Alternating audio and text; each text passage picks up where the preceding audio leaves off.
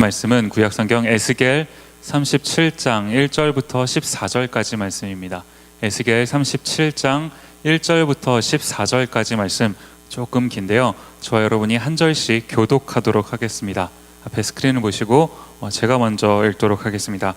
여호와께서 권능으로 내게 임재하시고 그의 영으로 나를 데리고 가서 골짜기 가운데 두셨는데 거기 뼈가 가득하더라. 나를 그 뼈 사방으로 지나가게 하시기로 본즉 그 골짜기 지면에 뼈가 심이 많고 아주 말랐더라. 그가 내게 이르시되 인자야, 이 뼈들이 능히 살 수 있겠느냐 하시기로 내가 대답하되 주 여호와여, 주께서 아시나이다. 또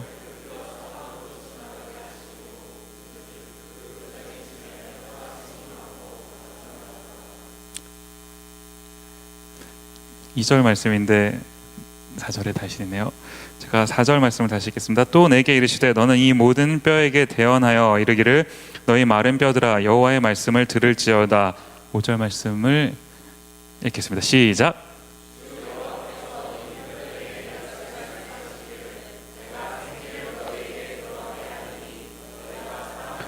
너희 위에 힘줄을 두고 살을 입히고 가죽으로 덮고 너희 속에 생기를 넣으리니 너희가 살아나리라. 또 내가 여호와인 줄 너희가 알리라 하셨다 하라. 대언하니 대언할 때 소리가 나고 움직이며 이 뼈 저 뼈가 들어맞아 뼈들이 서로 연결되더라. 내가 또 보니 그 뼈에 힘줄이 생기고 살이 오르며 그 위에 가죽이 덮이나 그 속에 생기는 없더라.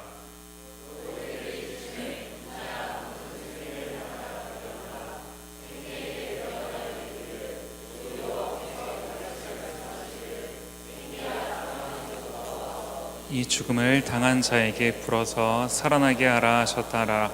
이에 내가 그 명령대로 대언하였더니 생기가 그들에게 들어가매 그들이 곧 살아나서 일어나 서는데 극히 큰 군대더라. 이르시되 인자, 이 뼈들은 이스라엘 온 족속이라. 그들이 이르기를 우리의 뼈들이 말랐고 우리의 소망이 없어졌으니 우리는 다 멸절되었다 하느니라. 그러므로 너는 대언하여 그들에게 이르기를 주 여호와께서 이같이 말씀하시기를 내 백성들아, 내가 너희 무덤을 열고 너희로 거기에서 나오게 하고 이스라엘 땅으로 들어가게 하리라. 백성들아, 내가 너희 무덤을 열고 너희로 거기에서 나오게 한즉 너희는 내가 여호와인 줄을. 같이 읽겠습니다. 내가 또 내 영을 너희 속에 두어 너희가 살아나게 하고 내가 또 너희를 너희 고국 땅에 두리니 나 여호와가 이 일을 말하고 이룬 줄을 너희가 알리라. 여호와의 말씀이니라. 아멘. 수고하셨습니다. 디모데 예배 오신 여러분들을 환영하고 또 축복합니다. 우리 앞뒤 좌우에 계신 분들하고 이렇게 한번 인사했으면 좋겠습니다. 참 잘 오셨습니다. 네, 여러분 날씨도 막 춥고 몸이 찌푸둥하고 뭐 중간고사니 뭐니 해갖고 힘드시죠? 우리 한번 좀 이렇게 기지개를 좀 켜고 조금은 좀 뭐랄까요, 이렇게 피로를 살짝 풀고 말씀을 듣도록 하겠습니다. 이게 뭐 설교 시간에 자꾸 기지개를 하는 게 좋은 건 아니지만 그래도 조는 것보단 나으니 한번 이렇게 좀 몸을 좀 펴시고 네, 뚜둑뚜둑 소리 날 때까지 하고 말씀을 같이 들어보도록 하겠습니다. 네. 제가 지난번에 너무 노인네처럼 소리가 나나요? 네, 제가 지난번에 토요일마다 하는 마가방 성경 공부가 있지 않습니까? 그래서 제가 마가방 성경 공부를 이제 주중에 준비를 하고 있는데 요즘에 마가방에서 마가복음을 다 같이 공부를 하고 있습니다. 이제 많이 안 오셔서 이걸 계속 해야 되나 말아야 되나 고민 중에 있는데 어쨌든 그래도 끊임없이 와주시는 몇 분이 계세요. 얼마나 이제 감사한지 몰라요. 하여튼 이제 마가복음을 이렇게 쭉 보고 있는데 마가복음 가운데 이제 금식에 관한 주제를 다루게 됐어요. 여러분, 금식이 뭡니까?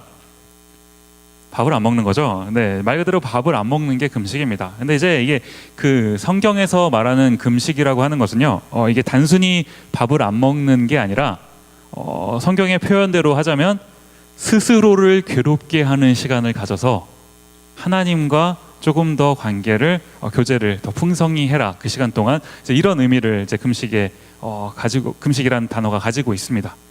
이제 그러고 보면은 이 성경 가운데서 금식을 하는 이야기들이 이제 등장을 많이 하는 거 아닙니까? 대표적으로 누가 있습니까? 금식하신 분?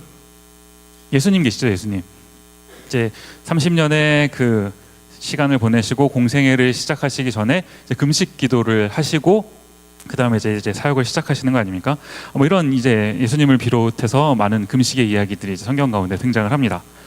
아무튼 그래서 이제 이 금식에 관해서 제가 쭉 한번 찾아보고 있었어요. 내용들을 이렇게 쭉 찾아보고 있는데 그러다가 이제 금식에 관한 흥미로운 한 기사를 하나 발견을 하게 된 거예요. 이제 이게 무슨 내용인가 봤더니 이제 어떤 분이 이제 칼럼처럼 써놓으신 건데 그 금식을 하면 좋은 이유 이래가지고 이제 써놓으셨어요. 그래서 이게 무슨 내용인가 봤더니 그 가운데 이제 막 여러 가지가 있어요. 금식을 하면 뭐가 좋습니다, 뭐가 좋습니다 막 있는데 그 중에서 이제 제 눈에 확 들어왔던 한 그 구절이 뭐냐 하니까 이분의 말에 의하면 그 우리 몸에 인간의 몸에는 장수 유전자가 있다는 겁니다. 장수할 수 있는 유전자가 있다는 거예요. 그래서 이걸 이제 좀 어려운 말로 전문 용어로 시르투인 영어예요. 네, 그래서 이제 시르투인이라는 그 영어로도 이렇게 읽는지 모르겠어요. 아무튼 이 사람이 이렇게 써놨어요. 이제 시르투인이라는 이제 이 유전자가 있는데 이제 이 그 유전자가 말 그대로 장수 유전자니까 이게 이제 활발히 활동을 할수록 우리가 오래 산다. 뭐 이런 겁니다.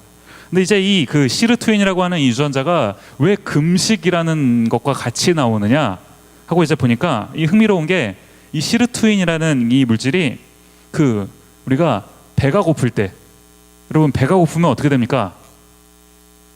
일단 신경이 날카로워지죠. 짜증이 나고 막 집중도 안 되고 막 저는 배가 고프면 정말 힘들거든요.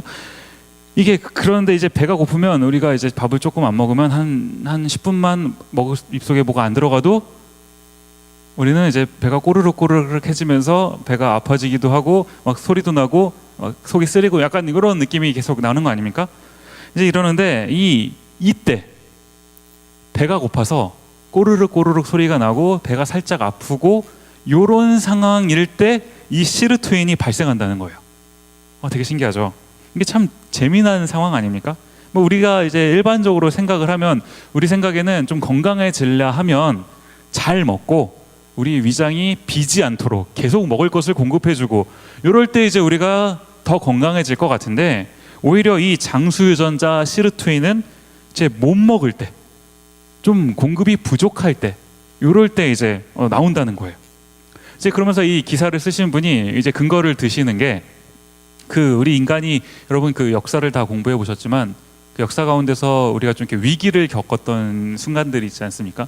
뭐 자연재해라든지 뭐 전쟁이라든지 이래서 이제 사람들이 먹을 게 없어져서 잘 못 먹는 때가 오면 잘 못 먹으니까 다 죽어야 될 것 같은데 오히려 그때 이제 인간들이 더 강해져서 생명력이 질겨지고 살아남는다는 거예요. 그런가 하면 반대로 요즘처럼 사실 우리 중에 돈이 없어서 밥을 굶으시는 분 계신가요? 뭐 있을 수도 있겠지만 거의 대부분은 잘 먹잖아요. 잘 먹고 사는 이때 오히려 안 좋은 병들이 사람한테 이제 와서 우리가 병에 걸리고 이런다. 뭐 이런 얘기를 하는 겁니다. 모르겠어요. 제가 이제 과학을 전공한 사람이 아니라서 이게 과학적으로 얼마나 이제 뭐 맞는 이야기인지 그거는 잘 모르겠습니다만 제가 이것을 이제 보면서 가만히 생각을 해보고 있으니까 어느 정도는 좀 일리가 있다라는 생각이 드는 거예요. 여러분 그 오래 살고 싶으시면 적당히 드시기 바랍니다. 오늘 그 저녁이 너무 맛있었어요. 저도 막 맛있게 많이 먹었는데 적당히 먹어야지 우리 오래 살 수 있어요, 여러분. 빨리 천국에 가시고 싶으시면 한 2번만 씹고 빨리빨리 막 드시기 무슨 말 하는지 모르겠는데 아무튼 이번에 제가 이제 이번 주 설교를 준비하면서 이제 오늘 본문 말씀 에스겔서를 쭉 읽고 있다가 이제 문득 그 이 장수유전자 시르투인 이야기가 이제 떠오른 거예요. 왜 그러냐고 봤더니 이제 이게 우리 영적인 생활에 있어서도 이게 비슷하게 적용이 된다라 이런 생각이 드는 겁니다. 이게 무슨 말이냐니까 이제 이거 우리가 내가 조금 더 노력하면 더 나아질 거라고 우리가 하루하루를 믿고 살아가고 있는데 오히려 이제 우리가 우리 한계를 직면하게 될 때 이제 나는 아무것도 할 수 없다고 느낄 때 공급이 없을 때 나한테 뭔가 내가 채워지는 것이 없을 때, 뭔가 내가 성장하는 것이 없다고 느껴질 그때, 오히려 이제 이 반대로 시르투인이 그때 나와서 막 사람 몸을 건강하게 해주듯이 우리 영적인 삶에 있어서도 마치 내가 나의 한계에 직면해서 내가 더 이상은 아무것도 할 수 없다고 느낄 이때가 오히려 하나님이 일하시는 때에 있겠구나라는 생각이 들더라는 거예요. 오늘 본문이 기록된 이거 에스겔 37장 말씀은 아마 에스겔 전체에 있어서 가장 유명한 그 스토리가 아닐까 생각을 해보게 됩니다. 여러분, 이게 37장 우리가 읽었지만 무슨 내용이죠? 여러분 가운데 이제 성경책 갖고 계십니까? 성경책, 뭐 앱이든 뭐 종이 성경이든 가지고 계시나요? 이 성경책 가지고 계신 분들 보시면 한번 37장을 펴보십시오. 에스겔 37장, 뭐 핸드폰 앱도 좋고 뭐 종이 성경도 좋고 뭐든 펴보시면 37장 1절 말씀 이제 위에 보면은 그 단락에 대한 소제목이 이렇게 기록이 되어 있어요. 이게 지금 무슨 내용입니다라고 써 있는 이제 후대에 그걸 기록을 한 건데, 거기 혹시 우리 중에 제 거는 아무것도 안 써 있는데요 이런 분 혹시 계시나요? 이럴 땐 이번 기회에 좋은 성경책으로 한번 이제 갈아타시는 것도 농담이고요. 어떤 성경책을 가지고 계시든지 잘 읽으시는 게 더 중요합니다. 어쨌든 보면은 그 소제목이 여러분 뭐라고 기록되어 있습니까? 그쵸, 좋은 성경은 써 있습니다. 마른 뼈들이 살아나다, 뭐 이런 그 소제목이 달려 있는 거예요. 이게 오늘 우리가 읽은 이 37장 1절부터 14절까지 말씀이 바로 이 제목에서와 같이 마른 뼈들이 살아나는 그런 내용을 담고 있는 그런 구절이라는 겁니다.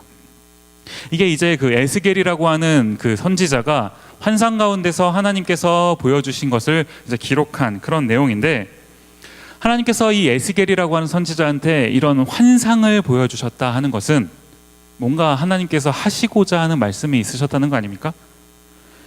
지금 이 에스겔이 그 하나님께서 보여주신 그 환상을 보고 그 말씀을 이제 기록해서 우리에게 보여주고 있는 것입니다. 지금 에스겔이 이 환상을 보고 있는 그 상황이 어떤 상황입니까? 조금 이제 재미없는 얘기를 하니까 정신이 막 혼미해지실 텐데 집중해서 들으시면, 우리가 좀 쭉 공부해 온 대로 그 남유다가 이제는 완전히 멸망하는 시점에 온 거 아닙니까? 그렇죠?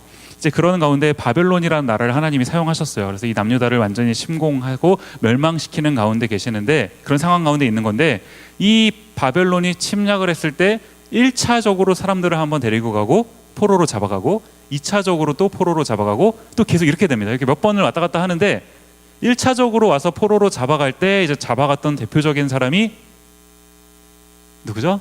다니엘 같은, 이제 우리 다음 주에 살펴볼 건데, 다니엘 같은 사람이 이제 1차적으로 잡혀갔던 사람 중에 대표적인 인물이고, 두 번째 침공을 해서 두 번째로 포로로 잡아갔을 때 끌려갔던 사람이 그렇지만 대표적인 사람으로 치면, 이름으로 하면 한 사람? 누구겠어요? 그쵸, 에스겔이겠죠. 에스겔, 오늘 본문의 주인공 에스겔이겠죠. 이제 2차로 끌려갔던 사람 중에 오늘 본문을 기록한 이 에스겔이 있는 겁니다. 그러니까 지금 여러분 생각을 한번 해봅시다. 우리가 에스겔인데 우리가 포로로 끌려갔어요. 그러면 아직은 이스라엘이 멸망하기는 전입니다. 근데 포로로 끌려갔으니 나는 지금 포로인 신분이고 이스라엘은 이제 거의 멸망해 가는 시점이고, 나는 남의 나라에서 포로로 있고, 이런 상황 가운데 있다라는 거예요. 이제 그런 가운데서 이 에스겔이 하나님의 선지자로서 사명을 감당하고 있다는 겁니다. 그러고 있다가 이제 시간이 어느 정도 지나고 나서 남유다가 멸망을 하게 됩니다. 북이스라엘도 남유다도 완전히 멸망했어요. 끝났습니다. 하나님의 백성이라고 여겨졌던 이 이스라엘 백성들이 북쪽도 남쪽도 모두 멸망해버리는, 다른 말로 완전히 희망이라고는 찾아볼 수 없는 이런 상황 가운데 놓였다는 거예요. 이런 상황 가운데서 하나님께서 에스겔 선지자를 선택하셔서 그 에스겔 선지자한테 오늘 본문의 말씀처럼 마른 뼈가 살아나는 환상을 보여주셨다는 겁니다. 저는 이제 오늘 이 내용을 우리가 함께 살펴보면서 하나님께서 우리에게 말씀해 주시고자 하는 바가 무엇인지를 좀 깨달았으면 좋겠어요. 첫 번째로는 이 당시 이스라엘 백성들에게 가지셨던 하나님의 마음이 뭔지, 나아가서는 오늘 우리 37장을 읽고 있는, 오늘 읽고 있는 우리에게는 도대체 하나님께서 말씀하시고자 하는 게 뭔지 그 하나님의 마음을 우리가 깨닫는 시간이 되기를 소원합니다. 자, 오늘 본문 말씀에 보니까 에스겔 37장 1절과 2절 말씀 한번 보시겠습니까? 제가 한번 읽어보겠습니다. 눈으로 한번 따라서 읽어주세요. 여호와께서 권능으로 내게 임재하시고 그의 영으로 나를 데리고 가서 골짜기 가운데 두셨는데 거기 뼈가 가득하더라. 나를 그 뼈 사방으로 지나가게 하시기로 본즉 그 골짜기 지면에 뼈가 심이 많고 아주 말랐더라. 자, 지금 이게 무슨 내용을 담고 있습니까? 하나님께서 지금 에스겔 선지자를 환상 가운데서 어디로 데리고 가신 거예요? 골짜기로 데리고 가셨습니다. 갔더니 거기 뭐가 있는 겁니까? 뼈들이 있는 겁니다. 이게 여러분 한번 그냥 성경이 이렇게 있으니까 그냥 눈으로 그런가 보다 하고 넘어가지 마시고 한번 상상을 하고 이 본문을 한번 읽어보시라는 거예요. 어느 날 하나님께서 여러분을 이제 환상 가운데 저 미시시피 강으로 데리고 가셨어요. 갔더니 말이 아니라 강물이 다 말랐고 완전히 마른 그 골짜기 같은 거가 있는데 딱 갔는데 거기에 뼈들이 막 수북히 쌓여 있다고 한번 생각을 해보십시오. 이게 여러분 어떤 생각이 드실 것 같습니까? 이거 뭐 귀신의 집도 아니고 그죠? 약간 오싹하고 그런 상황 아닙니까? 뼈들이 막 쌓여 있는. 지금 이런 장면을 하나님께서 에스겔에게 보여주시는 그 이유가 뭘까요? 여러분 그 뼈가 지금 이 본문 가운데 등장을 하는데 여러분 뼈가 뭡니까? 우리 몸에도 뼈가 있죠. 뼈가 있는데 뼈도 있는 거는 사람인데 뼈만 있는 건 뭡니까? 뼈만 있는 건 시체죠. 죽었다는 소리입니다. 죽었다는. 살이 없고 움직이지도 않고 뼈만 있다는 건 죽었다는 말이에요. 이런 뼈만 있는 모습, 이미 죽은 것, 영적으로 죽어있는 모습, 이스라엘 백성들의 영적으로 완전히 죽어있는 이 모습을 하나님께서 보여주시는 거예요. 지금 이게 얼마나 심각한 상황이냐 하니까요. 뼈가 쌓여 있다는 게 이미 이제 상황이 다 끝났다는 것을 말하고 있는 건데 이제 그걸 묘사하면서 2절 말씀 스크린 보시면 맨 마지막에 심이 많고 아주 말랐더라. 뭐 심이 많다는 것은 이제 한두 명이 아니라 모두가 다 이런 상황에 놓인 사람이 몇몇이 아니라 모두가 다 이런 상황에 놓여 있는 건데 또 뒤에 보니까 뭡니까? 아주 말랐더라. 여러분 뼈를 보신 분 계신지 모르겠는데 뼈는 다 말라 있어요. 뭐 젖은 뼈는 뭐 좀 다릅니까? 마른 뼈나 젖은 뼈나 그죠? 근데 아주 말랐더라라고 굳이 성경이 말하고 있는 건 뭐예요? 이미 죽어 있는 상태인데 그것을 더욱 강조하고 있는 표현이라는 거예요. 도저히 회복할 수 없는 영적으로 돌이킬 수 없는 그런 상태를 아주 마른 뼈라고 성경이 지금 지적을 하고 있는 겁니다. 지금 하나님께서 에스겔에게 이런 뼈들을 보여주시고는 이제 그 다음에 하시는 말씀이 뭡니까? 이어서 3절 말씀 보시면 이렇게 기록합니다. 그가 내게 이르시되 인자야 이 뼈들이 능히 살 수 있겠느냐? 하나님이 지금 에스겔에게 질문을 하시는 거죠. 인자야 이 뼈들이 능히 살 수 있겠느냐? 여러분 근데 이 구절을 읽는데 혹시 좀 궁금한 생각 드시는 거 없으십니까? 아무 생각이 안 드시나요? 아무 생각이 안 드셔야 제가 할 말이 있는 겁니다. 성경에 보면 우리가 가끔 그 인자라고 표현을 할 때 그죠? 예수님을 지칭을 합니다. 인자라고 표현을 할 때. 근데 여기서는 지금 예수님이 아직 오시기 전인데 에스겔을 지칭하면서 인자야라고 말하는 것은 이게 왜 그럴까요? 전혀 안 궁금한 표정으로 여러분이 지금 저를 보고 계시는데 그래도 제가 저는 할 도리를 해야죠. 저는 할 말은 계속 하겠습니다. 이 예수님이 스스로를 이제 인자라고 지칭할 때는 이게 그 다니엘서 7장에 보면 이제 인자 같은 이가 하늘부터 이제 구름을 타고 오시고 이런 얘기가 쭉 나와요. 이게 무슨 말이냐 하면은 이제 그 하나님이신 예수님이 인간의 몸을 입고 오신다. 이제 이것을 다니엘서를 통해서 이제 예언을 한 거고 그 사람이 바로 나다라는 것을 예수님께서 신약에서 이제 말씀을 해주시는 거거든요. 그래서 스스로를 지칭하실 때 이제 나를 인자다라고 말씀을 하시는 거예요. 이럴 때는 이제 예수님을 가리키는 표현이 인자가 됩니다. 그런데 지금 여기서 에스겔을 가지고 에스겔한테 인자다라고 말씀을 하시는 것은 말 그대로 영어 성경 보시면 Son of Man 돼 있잖아요. 정말 말 그대로 사람의 아들입니다. 사람의 아들. 물론 예수님을 지칭할 때도 Son of Man이라고 하는데 그때는 이제 사람 같은 하나님, 사람의 모습을 가지신 하나님을 말하는 거고, 여기서는 그냥 말 그대로 사람. 그러니까 쉽게 말하면 사람아, 이 뼈들이 능히 살겠느냐? 하나님이 질문하신다는 거예요. 여러분, 사람이 뼈를 살릴 수 있습니까? 뼈를 살려보신 분 계시나요? 저도 열심히 기도를 해봐도 뼈를 살려본 적은 없는 것 같아요. 제가 지난주 토요일 날 추모, 어떤 분이 이제 돌아가셔서 추모 예배를 잠시 이제 인도를 하고 왔는데, 제가 가서 아무리 기도한다 한들 그분이, 그 돌아가신 분이 거기서 살아나거나 이러진 않더라고요. 이게 쉽지 않습니다. 그 죽은 사람을 살리는 것도 어렵거나 거의 불가능한 일인데, 하나님 특별한 일이 없으면 불가능한 일인데, 뼈가 다시 살아난다는 것은 불가능한 일이죠. 여기서 뭘 말하고 싶으신 겁니까, 하나님께서?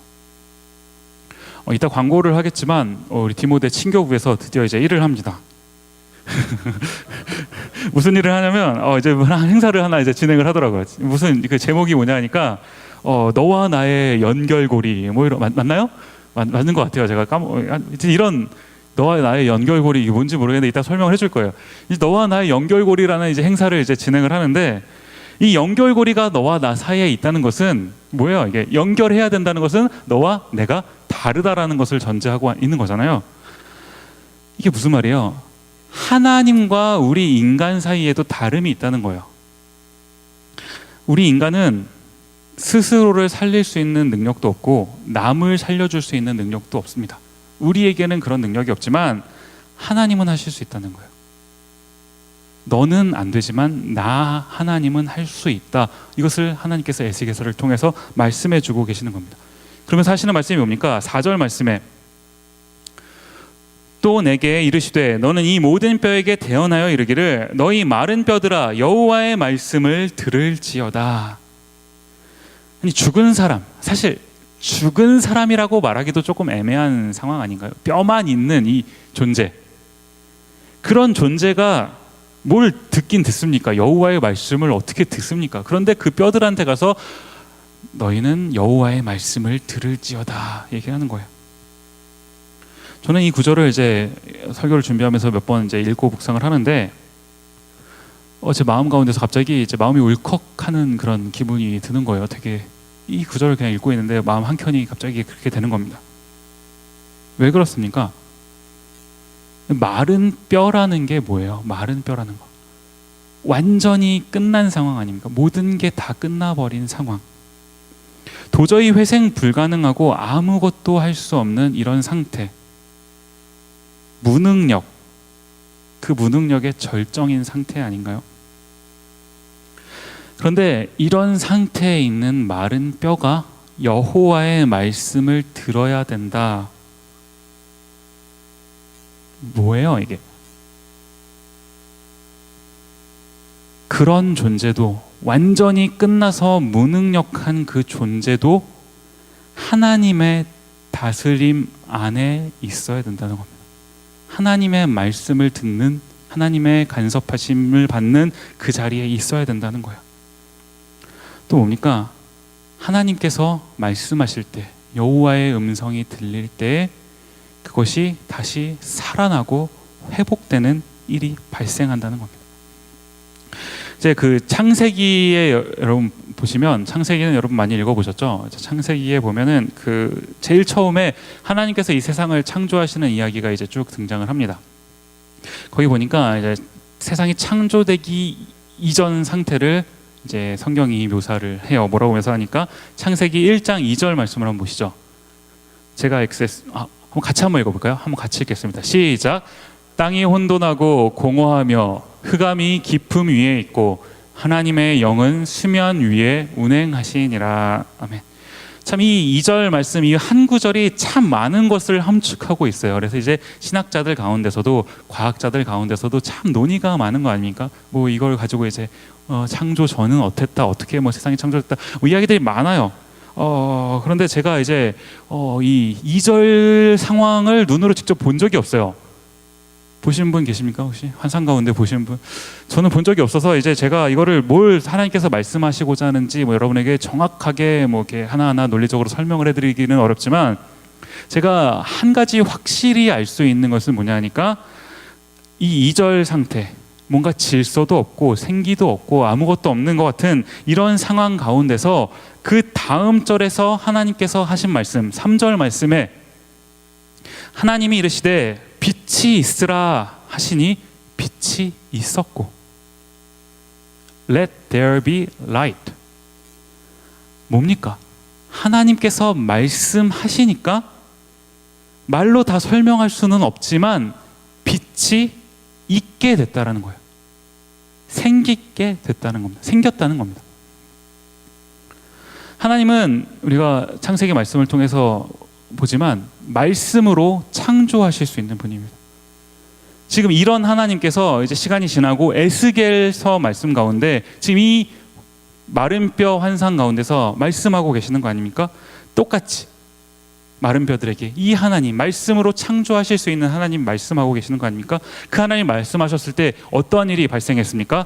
에스겔서 37장 7절과 8절 말씀 제가 있습니다. 이에 내가 명령을 따라 대언하니 대언할 때에 소리가 나고 움직이며 이 뼈 저 뼈가 들어맞아 뼈들이 서로 연결되더라. 내가 또 보니 그 뼈에 힘줄이 생기고 살이 오르며 그 위에 가죽이 덮이나 그 속에 생기는 없더라. 지금 굉장히 놀라운 광경이 펼쳐지고 있는 것 아닙니까? 분명히 성경이 아까 전에 아주 마른 뼈라고 얘기를 했는데 지금 이 뼈들이 갑자기 막 움직이면서 서로 막 조각 퍼즐 맞추듯이 조각을 막 맞춰가고 있는 거예요. 거기에 막 조각이 다 맞춘 다음에 그 위에 힘줄이 생기고 그 다음에 그 위에 살이 생기고 막 가죽이 덮이고 이제 거의 사람이 다 됐다는 겁니다. 근데 거기에 지금 뭐가 없습니까? 맨 마지막에 보니까 생기는 없더라 이렇게 기록하고 있죠. 여러분 혹시 이 장면을 보는데 어디서 좀 뭔가 떠오르는 그런 구절이 하나 없으십니까? 전 창세기 2장 말씀이 떠오르는 거예요. 2장 7절 말씀, 창세기 2장 7절 말씀 같이 한번 읽어보겠습니다. 함께 읽겠습니다. 시작. 여호와 하나님이 땅의 흙으로 사람을 지으시고 생기를 그 콜에 부으시니 사람이 생명이 되니라. 아멘. 맨 처음에 하나님께서 사람을 창조하셨을 때도 하나님께서는 사람의 몸을 먼저 지으시고 그 다음에 생기를 그 코에 불어넣으셔서 이 사람이 완전한 사람이 되게 하셨다. 이렇게 기록을 하고 있는 거예요. 지금 이 에스겔서에 등장하는 마른 뼈가 다시 살아나는 장면도 이제 마치 이거와 비슷한 겁니다. 먼저 몸이 다시 살아나고 그 다음에 하나님께서 어떻게 하시는 겁니까? 9절에서 10절까지 말씀, 에스겔 37장 9절에서 10절까지 보시면 제가 있습니다. 또 내게 이르시되 인자야 너는 생기를 향하여 대언하라. 생기에게 대언하여 이르기를 주 여호와께서 이같이 말씀하시기를 생기야 사방에서부터 와서 이 죽음을 당한 자에게 불어서 살아나게 하라 하셨다 하라. 이에 내가 그 명령대로 대언하였더니 생기가 그들에게 들어가매 그들이 곧 살아나서 일어나 서는데 극히 큰 군대더라. 이제 여기서 그 생기라고 번역되고 있는 이 말을 이제 히브리어로 살펴보면 루아흐라는 말이에요. 루아흐. 이제 이게 굳이 뭐 우리나라 말로 번역을 하자면 이제 뭐 바람, 뭐 영, 성령 뭐 이런 이제 말들로 번역을 할 수 있는 이런 단어입니다.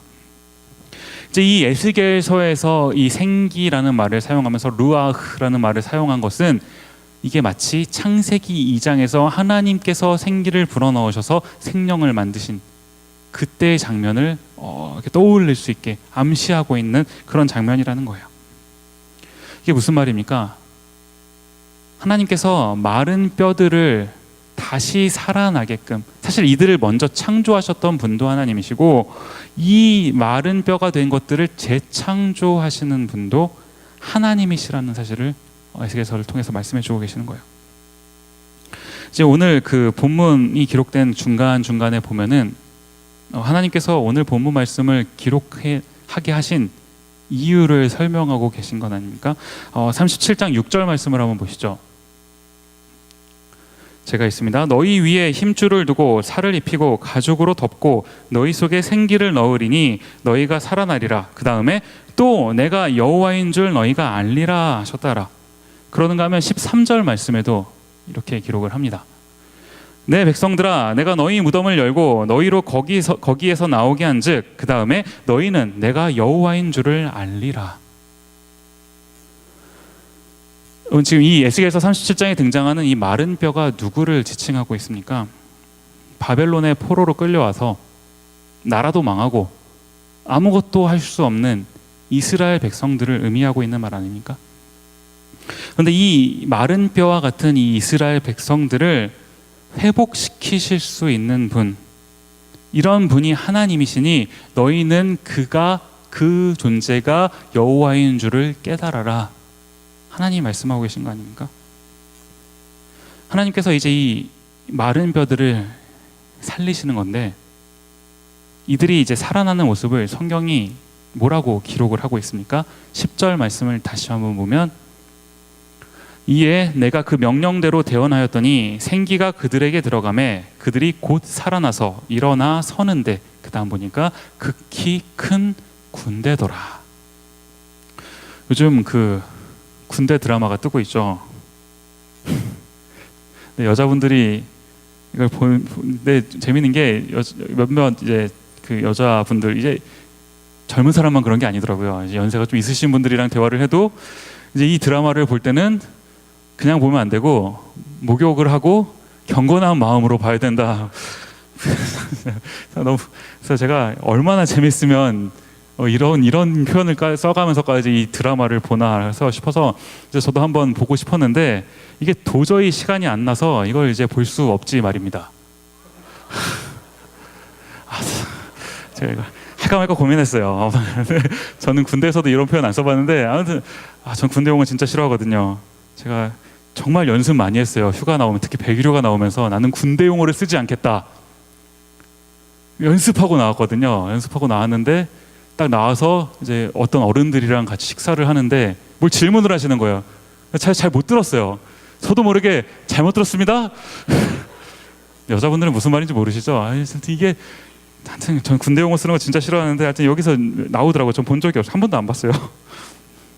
여러분, 근데 보셔서 아실 거예요. 여자분들도 보셔서 아실 겁니다. 군대가 뭐 하는 데입니까? 이제 그 윗사람, 상급자가 명령을 하면 아래에 있는 사람은 이제 무조건 따를 수밖에 없는 게 이게 군대예요. 그저 그냥 순종해야 되는 겁니다. 이제 하나님께서 이 마른 뼈들을 회복시키셔서 군대로 만드셨다라는 게 뭘 말하는 겁니까? 하나님께서 너희의 대장 되어 주신다라는 말이에요. 그냥 그 군대 선임들 막 이상한 거 시키죠. 막 가혹행위 뭐 이런 것도 있는데, 이런 군대 선임들처럼 이상한 거 시키는 이런 존재가 아니라 살리고 회복시키는 이런 능력을 가지고 계시는 그 여호와 하나님께서 너희의 대장이 되어 주시겠다, 이거를 말하고 있는 겁니다. 14절 말씀을 한번 보시죠. 한번 같이 한번 읽어보겠습니다. 시작. 내가 또 내 영을 너희 속에 두어 너희가 살아나게 하고 내가 또 너희를 너희 고국 땅에 두리니 나 여호와가 이 일을 말하고 이룬 줄을 너희가 알리라. 여호와의 말씀이니라. 아멘. 나 여호와는 너희를 살아나게 하는 존재이고, 보니까 너희를 고국 땅에 두리니, 무슨 말이에요? 이스라엘 백성들이 원하는 게 뭡니까? 지금 나라를 잃은 백성들이 원하는 게 뭐예요? 나는 빨리 내 고국으로 돌아가고 싶다. 내 소망하는 땅은 거기다. 이거 아닙니까? 하나님께서 이스라엘 백성들에게 너희를 고국 땅에 두리니, 지금 우리로 적용하면 뭐예요? 우리가 소원하는, 우리가 바라는, 하나님께서 우리 가운데 계획하신 그 땅 가운데 우리를 두시겠다. 그런데 그렇게 해줄 수 있는 존재가 나 여호와 하나님이다. 이거를 말씀해 주고 계신 겁니다. 이스라엘 백성들이 이제 70년 동안 이 바벨론이라는 나라에서 포로 생활을 합니다. 이 70년 동안 이스라엘 백성들이 깨달아야 됐던 한 가지, 이것은 하나님이 하나님이시라는, 하나님이 그들의 하나님, 하나님이 우리의 하나님이시라는 사실이에요. 이걸 깨달아야 했기 때문에 하나님께서 이스라엘 백성들에게 70년의 포로 생활을 허락하셨다는 겁니다. 여러분, 하나님으로 가득 채워지는 삶을 살고 싶으십니까? 그러면 어떻게 해야 돼요? 나를 빼야 됩니다. 나를 빼야 하나님이 차는 거예요. 하나님으로 채워줄 수 있는 거예요. 나를 뺀 자리에 하나님께서 하나님으로 채워주시는데 어떻게 채워주십니까? 36장 26절 말씀을 한번 보시죠. 또 새 영을 너희 속에 두고 새 마음을 너희에게 주되 너희 육신에서 굳은 마음을 제거하고 부드러운 마음을 줄 것이며, 나라는 것으로 가득 찬, 하나님은 없고 나로 가득 찬, 성경이 뭐라고 얘기합니까? 굳은 마음이라고 표현해요. 나로만 가득 차 있는 그것에서 하나님께서 새 영, 새 마음을 허락해 주실 때 굳은 마음이 제거되고 부드러운 마음, 하나님을 받아들이는, 하나님으로 가득 찬 부드러운 마음이 된다라고 말씀해 주시는 겁니다. 이게 언제 가능하다고요? 에스겔 37장 1절 말씀 상반절에 보면 여호와께서 권능으로 내게 임하시고, 권능으로 내게 임재하시고, 하나님께서 하나님의 권능으로 우리에게 임재하셨을 때 이 일이 가능하다는 겁니다. 저는 이 시간에 하나님의 임재가 여러분의 삶 가운데 가득하기를 바라요. 하나님은 하나님의 권능으로 우리 가운데 임재하시는 겁니다. 여러분의 삶 속에서 예배 가운데 매일매일의 시간 가운데 하나님이 임재하시고, 우리가 그 임재하시는 곳을 우리가 찾아가는 게 아니에요. 내 노력으로 주의 임재를 찾아가는 게 아니라 나는 가만히 있는데 하나님께서 그 권능으로 우리 가운데 임재하시는 겁니다. 저는 그 임재하시는 하나님의 능력을 경험하는 이 시간이 되었으면 좋겠어요. 하나님께서 여러분 가운데 여러 가지로 말씀하실 때 그 음성에 반응할 수 있는 시간이 되기를 원합니다. 시간 함께 같이 찬양하면서 잠깐 기도하는 시간 갖도록 하겠습니다.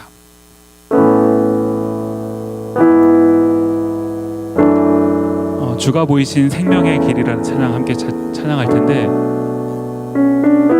어떤 찬양을 할까 참 고민을 했어요. 설교를 마무리하면서 이스라엘 백성들한테 70년이라는 바벨론 포로 생활이 필요했던 것은 그들이 그 70년 동안 하나님이 그들의 하나님이시라는 사실을 깨달아야 했기 때문에 하나님이 그것을 허락하셨어요. 모두에게 그런 교육의 효과가 전해졌는지는 모르겠지만 하나님께서는 그들 중에서 다니엘과 같은 사람, 나중에 살펴보겠지만 느헤미야, 에스더, 에스라, 이런 사람들을 사용하셔서 하나님의 일들을 이루어 가시는 것을 봅니다.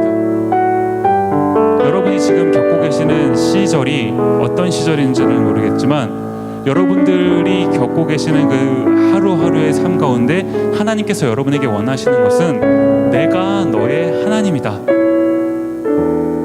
이것을 말씀해주고 싶으십니다. 내가 좋은 일을 당하든 좀 좋지 않은 일을 당하든 모든 일을 통해서 하나님 원하시는 것, 내가 너의 하나님, 너희가 나의 백성이 되면 내가 너희를 인도할 것이다. 하나님 원하시는 건 이거거든요. 이 시기가 다 지나고 났을 때 내가 하나님의 마음을 깨닫고 나의 굳은 마음이 제하여지고 하나님의 것으로 가득 찬 정금과 같은 사람이 되기를 원합니다.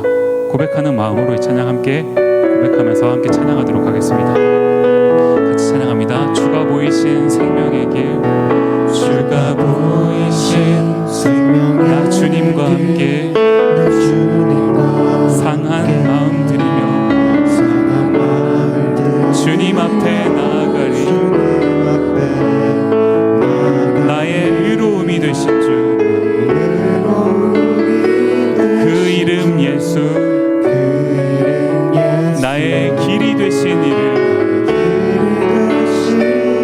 예수, 나의 길 오직 그가 하시나니, 오직 그가 나를 단련하신 후에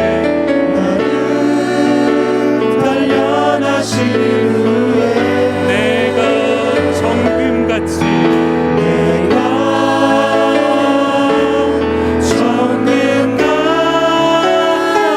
나오리라.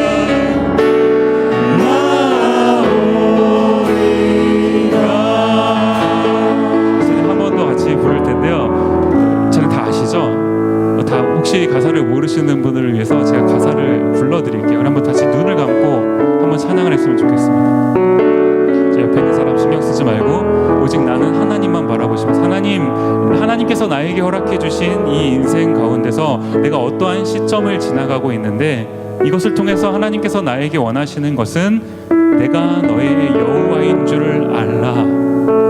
내가 너의 하나님인 줄 알라. 내가 너를 너의 소원하는 그 고향 땅에 그곳에 있게 해줄 그 하나님인 줄을 너희가 알아라. 그것을 말씀하고 계시는 그 하나님을 여러분이 간절히 느끼시는 시간이 됐으면 좋겠습니다. 하나님의 임재, 이 자리 가운데 지금 이미 우리와 함께하고 계시는 그 하나님의 임재를 경험하는 시간이 됐으면 좋겠어요. 함께 찬양하실 때 그 하나님께 간절한 마음을 담아서 고백하며 한 번 더 찬양합니다. 처음부터 한 번 더 찬양하도록 하겠습니다. 주가 보이신 생명의 길, 주가 보이신 생명의 나 주님과 함께 나 주님과 상한 마음 드리며 상한 마음 들이며 주님 앞에 나아가리. 주님 앞에 나의 의로움이 되신 주, 의로움이 그 이름 예수, 그 이름 예수 나의 길이 되신 이름 나의 길이 되신 예수. 예수 함께 고백하며 찬양합니다. 나의 길 오직 그가 하시나니, 오직 그가 나를 단련하신 후에 나를 단련하신 후에 내가 정금같이 정금과 나으리라. 나오리. 처음부터 한 번 더 찬양합니다. 주가 보이신 생명의 길, 주가 보이신 생명의 나 주님과 함께 나 주님과 상한 마음 들이며 상한 마음 주님 앞에 나아가리.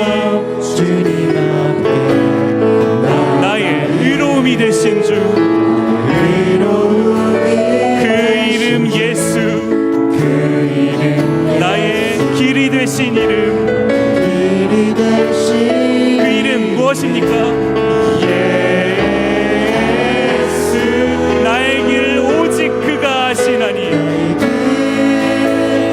오직 그가 나를 단련하신 후에 나를 단련하신 후에 내가 정금같이 내가 정금과 나으리라. 나오리. 우리 마음을 담아 한 번 더 고백하시면서 나의 길 오직 그가 하시나니, 나의 길 오직 그가 나를 단련하신 후에 나를 단련하신 후에 내가 정금같이 내가 정금과 나으리라. 나오리. 우리 반주를 들으시면서 같이 시간 함께 기도하며 나아갔으면 좋겠습니다. 하나님께서 나에게 허락하신 지금이라는 이 시간은 하나님께서 나를 훈련시키시는, 하나님이 나의 하나님이 되시고 나는 하나님의 백성임을 배우는 시간임을 고백합니다. 하나님, 이 시간을 통해서 하나님만이 나의 하나님이심을 내가 깨달을 수 있게 하여 주시옵소서. 아버지 하나님, 아주 말라버린 것 같은 내 삶 가운데 하나님 생기를 불어넣어 주시고, 하나님 나를 창조하신 하나님께서 이 시간 나를 새롭게 하사 새 영을 부어주시고 하나님을 새롭게 섬길 수 있는 마음을 허락하여 주시옵소서. 하나님, 내 마음이 굳어버렸습니다. 하나님, 굳은 마음을 하나님 녹여주옵소서. 새 영과 새 마음을 허락하여 주시고, 하나님 굳은 마음을 제하여 주사 하나님으로 가득 찬 부드러운 마음을 허락하여 주시옵소서. 다같이 고백하시는 마음으로 우리 하나님께 기도하며 나아가도록 하겠습니다. 함께 기도하시겠습니다.